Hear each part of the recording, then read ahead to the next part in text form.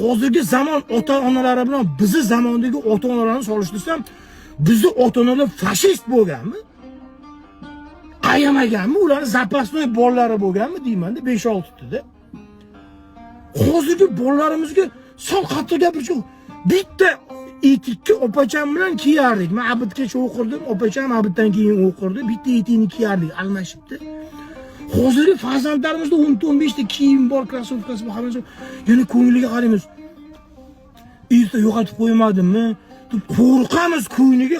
Bizni ko'ynimiz bo'lmaganmi? Jalabmi? Biz odam bo'lganmizmi o'zi bir.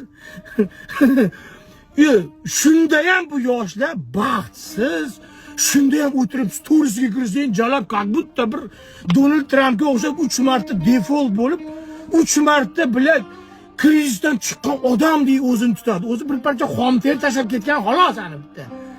Bichvachchani topgan, u yana 8-martga unga padarka bergan, bu 23-ga paypoq bermaganiga endi siqilib chochi yurib tashagan storiesda bevafo dunyo.